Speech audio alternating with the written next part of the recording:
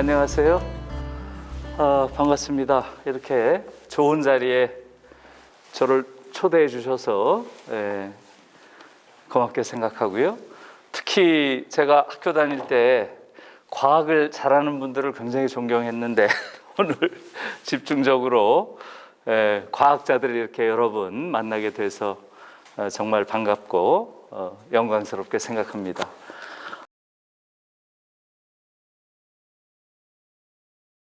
성공한 자들에게는 괜찮지만 미국 사회에서 수없이 많이 발생한 그러한 실업자들, 미국 사회의 이른바 루저들에게는 이건 말이 아니라 칼이 됐다는 거예요. 칼이. 그들의 가슴을 후벼 파는 칼이 됐다는 거예요. 이게 샌델 교수의 놀라운 통찰력입니다. 다시 말하면 미국에서 소위 러스트 벨트라고 하는, 말하자면 미국의 자동차 산업이나 그런 철강 산업이나 조선이나 이런 산업에서 경쟁력이 떨어져 가지고 신자유주의 질서 안에서 완전히 쇠락한 이러한 지역, 그 지역의 실업자들, 이 사람들에게 트럼프의 이 말은 뭘 뜻하겠어요, 여러분? 트럼프의 이 말은 바로 이 모든 불행의 책임은 바로 너에게 있다는 거죠. 네가 노력하지 않아서, 네가 게을러서, 네가 열심히 일하지 않아서 그렇게 된 것이다. 이런 말로 들릴 수밖에 없다는 거죠. 그래서 이 능력주의의 이면이라고 하는 것은 모든 국가적, 사회적, 구조적 문제를 개인의 책임으로 돌리는, 이것이 능력주의 문제의 핵심이라는 거예요.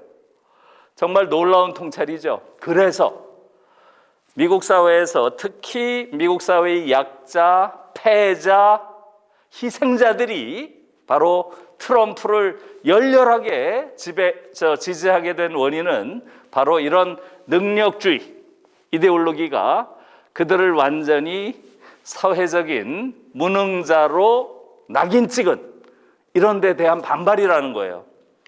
귀족정 하에서는 그 사회를 지배하는 귀족들마저 자신들이 누리는 특혜에 대해서 불합리하다고 생각을 했고, 당연히 그 사회에서 패자인 누구예요?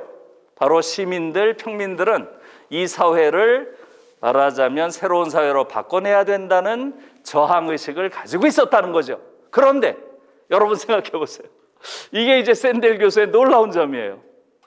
오히려 오늘날에 있어서의 이런 메리토크라시, 능력주의 사회라는 것은 정반대라는 거예요.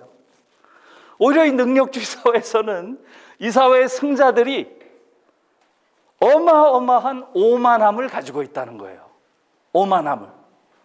내가 누리는 모든 것은 내가 잘나서, 내가 실력이 있어서, 내가 노력해서 이룬 것이기 때문에 이것을 누구도 건드릴 수 없다 라고 하는 오만함을 갖게 된다는 거예요.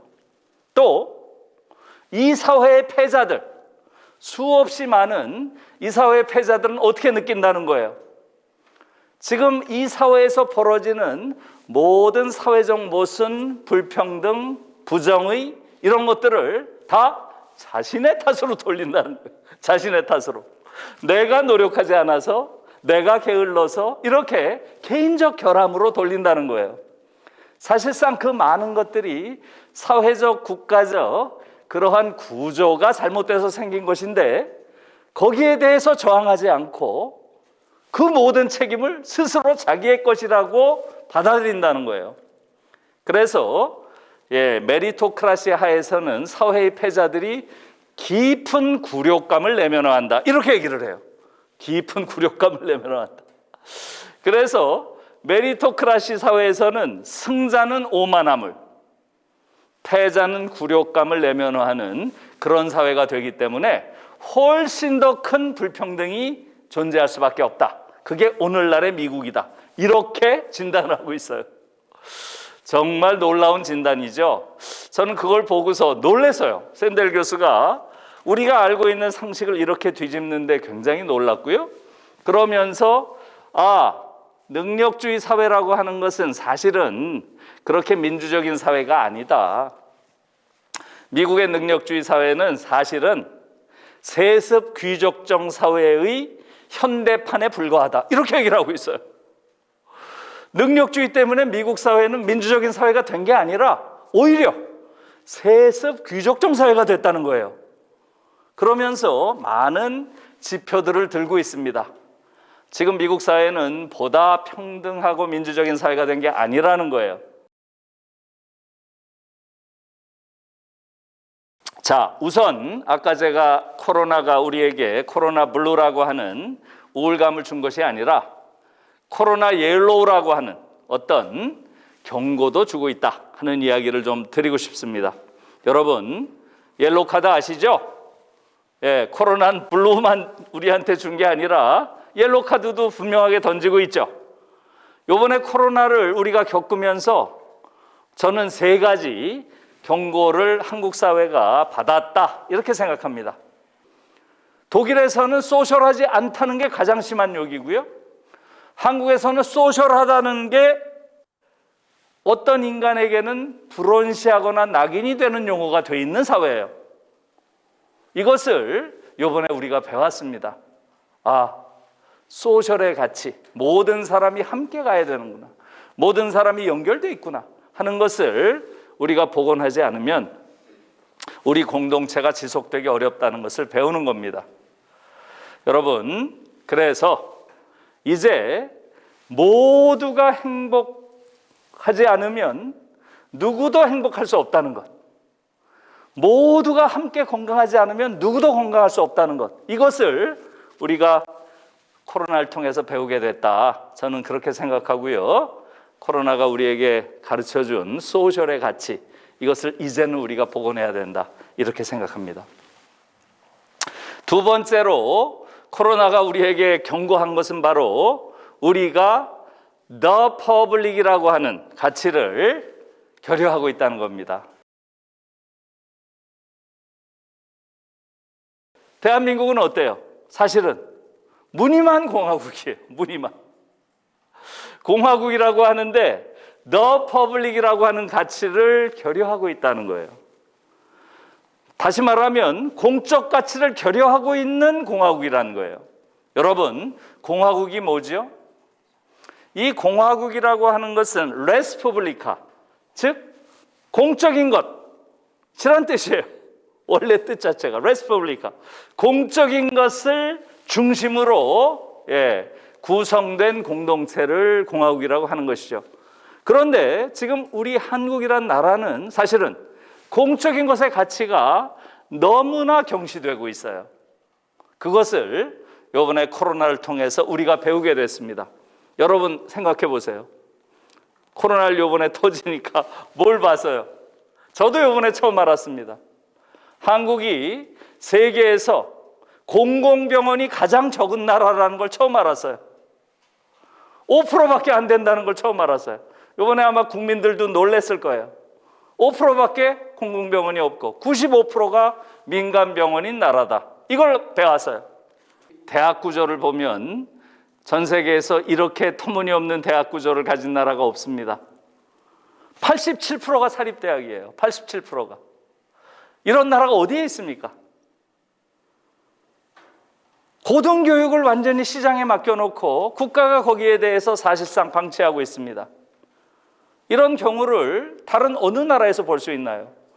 독일의 경우는 거의 96%에 해당되는 대학이 국립대학인 거 아시죠?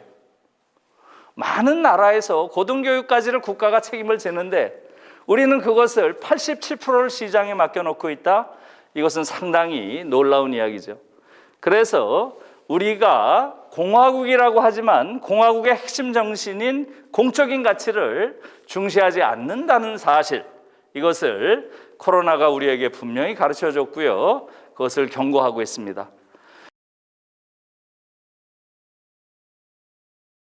세 번째로 지금 우리 사회는 바로 저는 이것을 생태의식이 없는 경제지상주의라고 부르고 싶은데요. 영어로 하면 economy without ecology 이렇게 얘기할 수 있겠어요. 실제로 지금 독일의 경우는 최근에 나온 여론조사, 설문조사한 걸 보니까 독일인의 82%가 생태계 보호를 위해서 소비를 포기할 수 있다는데 찬성하고 있어요. 생태계 보호를 위해서 내가 소비를 포기할 수 있다. 그런데 82%나 되는 사람들이 찬성을 표시하고 있습니다. 놀라운 이야기죠. 많은 독일인들이 소비할 때 죄책감을 느낀다고 이야기를 하고 있습니다. 죄책감을 느낀다. 왜 그렇겠어요? 모든 소비라고 하는 것은 지금 나의 욕망을 충족시키기 위해서 미래 생명이 살아가야 할 이 지구를 훼손하는 행위라고 생각하는 거예요. 이런 말하자면 미래 생명에 대한 책임, 미래 생명에 대한 책임, 이것을 거의 입에 달고 다닙니다. 많은 유럽인들이. 그런데 우리에게는 아직 이러한 생태의식이 도착을 안 한 거죠. 지금 한국에서는 소비를 포기하는 이러한 운동이라는 건 보기 어렵죠. 그것은 성직자들이 세상을 초연해서 사는 그런 사람들이 보이는 기행에 불과하지, 사회적 운동으로 소비 포기 운동, 이런 것들은 찾아볼 수 없습니다. 지금 독일 학생들, 독일 대학생들의 3분의 1 정도가 소비 포기 운동에 동참할 의사가 있다고 이야기를 합니다. 그리고 실제로 그렇게 살아요.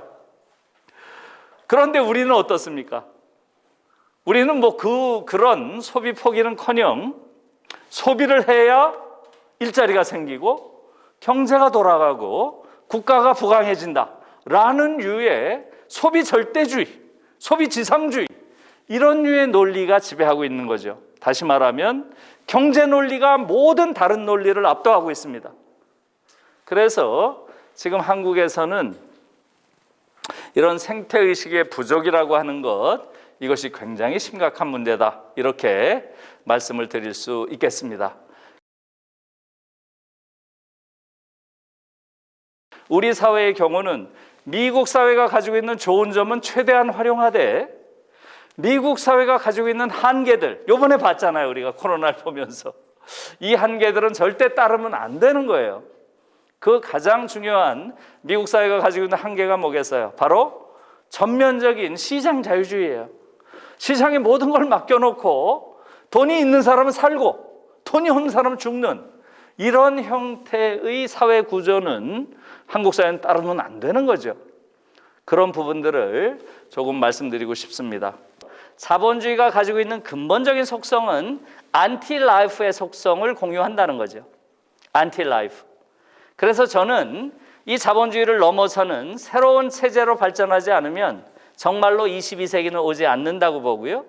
그 새로운 체제를 뭐라고 부를 것인가? 거기에 대해서 저는 그것을 라이피즘이라고 제안을 했습니다. 라이피즘. 제가 그리고 나서 이것을 여러 사전들을 찾아보니까 이런 의미로 쓰인 것은 없어요. 근데 이것을 한국말로 제가 옮겨야 되겠다라고 생각은 했지만 한국말로 옮기는 데는 실패했습니다. 그래서 그냥 라이피즘이라고 써야 하겠다, 이렇게 생각을 합니다. 그래서 저는 자본주의를 넘어서 이제는 이걸 생명주의라고 부르든 생존주의라고 부르든 이 라이피즘이라는 새로운 이념으로 넘어가지 않는 한 인류의 미래가 어둡지 않은가, 이렇게 생각하고요. 그래서 기존의 말들로 이것을 다시 한번 이야기해보면 이렇습니다. 여러분, 아까 제가 첫 번째 차원, 인간과 사물의 관계를 왜곡시키는 차원을 소의 차원이라고 말씀드렸죠. 이것을 극복해야 된다, 이렇게 주장하는 그러한 대표적인 사람들을 일반적으로 오토노미스트라고 부릅니다. 오토노미스트, 자율주의자, 우리나라 말로는 소의 문제를 집중적으로 제기하고 소외를 넘어서는 인간 존재의 가능성을 탐구하는 사람들, 이걸 오토노미스트라고 부릅니다. 자율주의자. 그 다음에 두 번째 문제, 인간과 인간의 관계가 왜곡되어 있는, 즉 착취의 문제를 집중적으로 비판한 사람들, 그건 여러분들이 다 알죠. 소셜리스트들이죠. 소셜리스트, 사회주의자들, 착취의 문제를 비판하는 사람들입니다. 세 번째 문제는 뭐겠어요? 인간과 자연의 관계에 있어서 자연 파괴를 비판하는 사람들도 이미 여러분들이 알고 있죠. 이콜로지스트들이죠. 이콜로지스트, 생태주의자. 그러니까 저는 이 세 대안의 그러한 모색들, 오토노미스트, 소셜리스트, 이콜로지스트, 이들을 모두 합쳐서 저는 그것을 라이피스트라고 불러야 한다. 이렇게 주장을 하고 있습니다. 라이피스트. 우리가 미래를 갖기 위해서는 우리 모두가 라이피스트가 되는 그러한 방법밖에 없다. 이렇게 생각합니다.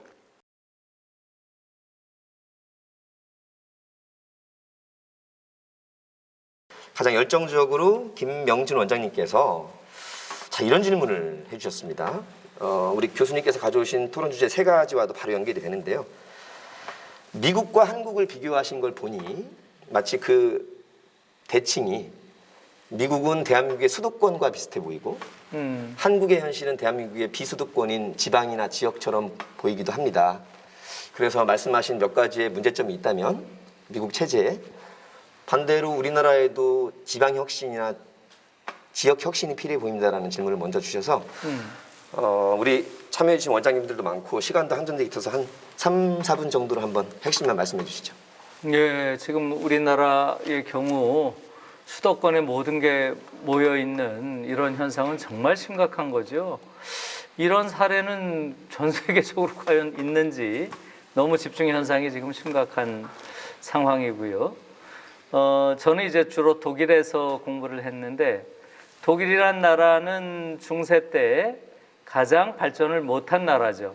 왜냐하면 중앙 집권적인 권력이 없었어요. 그러니까 프랑스의 이 왕정이 절대 왕정이라고 강력한 힘을 가지고 있을 때 독일은 300개 정도의 작은 소영주 국가로 쪼개져 있었어요. 그것이 독일 발전의 장애였는데 오늘날은 이게 가장 큰 강점이에요. 독일은 어디를 가나 너무나 독특한 그 지역의 문화가 있고 지역 자체가 하나의 중심이에요. 그러니까 독일은 다중심주의 사회가 된 거예요. 하나의 중심이 아니라. 그게 지금은 굉장히 큰 장점으로 돼 있는 걸 보고 지금 우리나라도 너무 서울에 모든 것이 집중되어 있는 이 현상을 빨리 깨지 못하면 한국 사회가 굉장히 위태로워질 거다 이런 생각을 가지고 있습니다. 예. 두 번째 질문도 역시 우리 에트리의 김명준 원장님의 질문이신데 핵심적인 질문인 것 같습니다. 그 미래에 대한 얘기를 하면 보통 과학기술인들은 긍정적이라서 어쨌든 그 해결책을 모색을 해오셨고 우리 인문학자를 포함한 사회경제학자들은 체제의 모순점을 주목하다 보니까 뭐 부정적이라기보다는 비판적인 시각인데 이 양 그룹 주체들이 서로 견제도 하고 서로 의견 소통하면서 여기까지 왔는데 이 인공지능 시대를 바라볼 때 긍정론과 부정론이 있었는데 결국에는 신기술을 테크놀로지계에서 발전을 시키면 그것을 나중에 사회경제학자들과 소비자들이 이해를 해서 거기에서 나올 수 있는 문제들을 해결하는 쪽으로 풀어왔다. 그래서 아까 몇 가지 조건을 제시하셨지만 이대로라면 22세기는 오지 않는다는 뭐 상징적인 말씀이신 것 같기도 하고 실제 걱정인 말씀이시지만 우리 김명준 원장님은 늘 그렇게 상호 간의 소통과 견제 그리고 한쪽이 비판을 한다면 한쪽은 그걸 극복하는 기술 개발을 통해서 극복해 왔기 때문에 우리 김명준 원장님은 22세기가 온다라는 이런 명제를 제시해 주셨습니다. 김 교수님 어떻게 보시는지요? 예, 그것은 어떻게 보면 지금 우리 김명준 원장님이 말씀하신 것은 아주 중요한 지금 지적이시기도 하고 또 김 원장님이 이야기하시는 것처럼 오랫동안 내려온 그러한 논쟁이기도 하죠. 말하자면 생태주의와 과학주의라고 하는 그러니까 과학주의는 어쨌든 과학의 힘으로 과학기술의 힘으로 인류가 끊임없이 앞으로도 닥치게 될 그러한 위기들 장애들을 그래도 넘어설 수 있다. 이렇게 낙관적으로 보는 게 대체로 과학주의 관점이고요. 또 그렇지 않은 생태주의 혹은 또 많은 사회학자들이 가지고 있는 그러한 상황이라고 하는 것은 사실은 과학주의가 바라보는 그러한 세계 이전에 인간의 세계라든가 또는 이 사회라고 하는 것이 갖는 또 다른 측면 때문에 더 비관적인데요. 그것을 다른 말로 하면 이렇게도 이야기할 수 있을 것 같아요. 결국은 지금까지 인류의 발전이라고 하는 것은 과학기술의 합리성이 굉장히 높아지는 과정이었고요. 과학기술의 합리성이라고 하는 게 아까 말씀드린 대로 자본주의라고 하는 체제와 결합이 되면서 엄청난 생산력의 폭발을 가져온 것이고 그것이 우리에게 이제 엄청난 그 풍요를 준 것이죠. 그런데 또 다른 측면에서 보면 또 역사라고 하는 세계는 인간이 억압으로부터 해방되어 온 그런 과정이기도 한데요. 근데 그럼 이 과학의 세계와 역사의 세계는 어떤 연관을 갖는가? 이걸 좀 생각해 봐야 되는데요. 이렇습니다. 늘 이 과학 기술의 합리성이라고 하는 것, 이것은 중립적이지 않다는 것이죠. 인문사회 과학자들의 관점은 그런 것입니다. 항상 과학 기술의 합리성이라고 하는 것은 지배의 합리성으로 연결이 됩니다. 그래서 사실은 인간을 더 깊은 억압 상태에 빠뜨릴 위험이 있다는 거죠. 반드시 빠뜨리는 건 아니지만.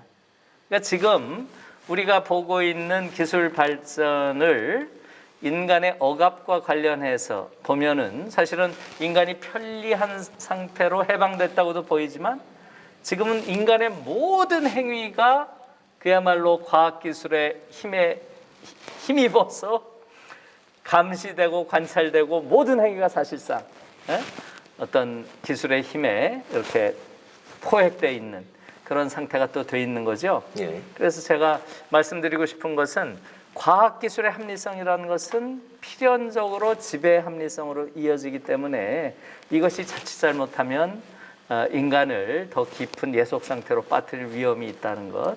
그것은 과학자들의 몫은 아니죠. 예. 그것을 활용하는 건 정치가들이죠. 그러나 그런 위험들을 늘 염두에 두는 게 필요하다. 두 번째 질문과 이걸로 같이 연결하겠습니다. 코로나 팬데믹을 겪으면서 우리는 미국의 어떤 면을 새롭게 보고 있는지 많이 말씀해 주셨지만 정리해 주시죠. 예, 지금 좋은 말씀이고요. 그러니까 이제 저도 마찬가지죠. 저도 독일에 가기 전에 우리가 가지고 있는 우리가 경험한 경험 세계가 이게 세상이 이러려니라고 생각을 했죠. 자기가 경험한 만큼 세상이라고 생각하는 거니까요. 그리고 사실은 저는 개인적으로 독일에 가서 너무나 큰 충격을 받아서요. 아니 이런 삶도 가능하구나. 경쟁을 시키는 것도 아니고 우열을 끊임없이 가르는 것도 아니고 그냥 그 사람이 그냥 자기가 원하는 것들을 최대한 할 수 있도록 열어주는 이런 삶이 어떻게 가능할까. 그리고 크게 봤을 때 사회적으로 우열 관계가 거의 없다는데 충격을 받았어요. 그래서 그것을 지금 말씀하신 것처럼 결국은 빠른 시일 내에 어떤 변화가 생기는 건 절대 아니고요. 아주 긴 변화 과정이 필요했다 하는 것인데 독일의 경우는 아주 역설적이게도 독일이 가지고 있었던 끔찍한 역사가 바로 그 끔찍한 역사를 체험했기 때문에 오늘날 그래도 요 정도의 어떤 상식적인 국가를 만든 게 아닌가 그런 생각이에요. 그러니까 사실은 20세기에 독일이 저지른 그 끔찍한 일들을 한번 생각해 보세요. 1차 세계대전, 2차 세계대전, 아우슈비츠, 홀로코스트 이게 다 독일이 인류에게 저지른 못된 짓들이잖아요. 그런 나라가 지금은 굉장히 존경받는 나라가 돼서요. 거기에는 바로 교육의 힘이 있었다는 것이고요. 그래서 저는 교육이 굉장히 중요하다 하는 걸 독일에 있으면서 크게 배웠고요. 독일은 기본적으로 자신들이 저지른 그러한 끔찍한 비극적인 역사를 반복하면 안 된다. 이게 교육의 목표예요, 걔들은.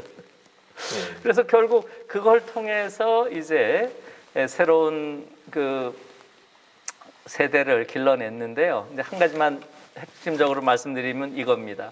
그러기 위해서 그들이 교육에 도입한 가장 중요한 원리가 경쟁 교육은 야만이다라는 거예요. 그게 참 인상적이에요. 경쟁 교육을 시키지 않아야 된다는 거예요. 그래서 경쟁 교육을 대체로 1970년부터 독일은 경쟁 교육을 시키지 않았어요. 그게 교육의 문제가 아니라 독일인들을 굉장히 성숙한 시민들로 길러내는데 큰 역할을 했고요. 또 독일의 학문을 굉장히 심도 있는 학문으로 만드는 데도 기여했다고 봐요. 경쟁을 안 시키니까 오히려 아이들이 깊어집니다. 아이들이 자기 관심 있는 분야에 깊어지니까 그런 아주 어느 분야에 뛰어난 그러한 인재들이 많이 생겨나는 그러한 측면이 있는 것 같아요. 우리는 너무 경쟁을 시켜놓으니까 아이들이 깊이를 가진 아이들을 보기가 힘들어요. 그것이 우리 교육에서는 좀 잘 새겨봐야 될 자리가 아닌가 이런 생각을 해봤습니다. 네. 근데 교수님 아주 극히 일부긴 합니다만 여전히 이 코로나 사태 독일이 우리보다 인구 대비로도 우리가 훨씬 잘하고 있는 건 맞고요. 그 다음에 신나치즘이라고 여전히 네오나치즘 깃발을 들고 꽤 많은 수의 사람들이 마스크를 벗어던진 채 우리는 막 갈 거야 이런 생각도 아직은 있습니다. 그런 사람들 그러니까 완성이 안 된 거예요 독일도. 아니 완성이 될 수는 없죠. 완성이 된 나라는 어디에도 없죠. 독일도 그런 사람들이 많이 있죠. 네. 그러나 소수라는 거죠. 아주 소수다. 주류가 아니라는 거죠. 알겠습니다. 네. 또 어느 사회도 완전한 사회라는 건 히틀러 시대밖에 없어요. 그런 전체주의 국가에서나 강제로 그런 걸 만드는 거지. 민주사회에서는 정말 엉터리 같은 사람들도 항상 존재할 수밖에 없죠. 한 1분만 혹시 마무리 말씀해 주시죠. 예, 저기 원장님들 말씀을 통해서 정말 많이 배웠고요. 지금 마지막으로 우리서 말씀하신 것처럼 능력주의라고 하는 게 다 나쁜 게 당연히 아니고요. 지금 말씀처럼 합리적인 능력주의, 또 아까 누가 말씀하셨던 정병기 선생님 말씀하신 것처럼 윤리적인 능력주의, 이런 것들은 더 살려야 되겠죠. 그런데 지금 왜곡되어 있는 능력주의가 한 사회를 망칠 수 있고 우리 아이들을 너무나 불행하게 할 수 있다. 이런 이야기를 샌델 교수가 하신 것 같고요. 오늘 전체적으로는 제가 선생님들 말씀을 들으면서 정말 저도 많이 배웠어요. 그래서 이런 생각들이 어떤 형식이든 이렇게 잘 네트워킹 또 모아지면 한국 사회를 변화시키는 어떤 동력이 좀 될 수 있지 않을까 이런 생각을 좀 해봤고요. 그러니까 결국은 과학기술자들이 가지고 있는 어떤 목소리가 사회적인 정치적인 영향력으로 너무 적게 표출되는 게 아닌가 네. 그런 생각을 오늘 좀 해봤어요. 선생님들 지금 오늘 하신 말씀만 잘 이렇게 말하자면 정리가 돼서 한국 국민들에게 이렇게 전달이 되더라도 그것만 해도 굉장히 우리가 배우고 느끼는 그런 게 많을 것 같다는 생각을 해봤고요. 그래서 저 혼자 오늘 이렇게 듣기에는 좀 아까운 말씀들을 우리 선생님들을 통해서 많이 들었다 이렇게 생각하고요. 제 변변치 못한 그런 강연을 그래도 진지하게 들어주시고 좋은 코멘트 해주셔서 고맙게 생각합니다. 아유 변변치 않다니요. 무슨 말씀을. 제가 대한민국 과학기술계가 밝다는 생각을 했는데 우리 원장님들은 사실 저희가 말한 그런 경쟁 일변도의 교육 또 유학 다녀오신 분들인데 이렇게 인문적 철학을 소양을 잘 갖춰주신 분들이 대한민국 과학기술연구원장님들이시라서 너무나 밝다는 생각이 들고 아무튼 어려운 가운데서도 대한민국 과학기술계를 이끌어주셔서 너무나 감사드리고 언론에 종사한 한 사람으로서 교수님 말씀하신 대로 또 원장님들의 말씀이 더 국민들께 전달되도록 열심히 한번 애써보겠습니다.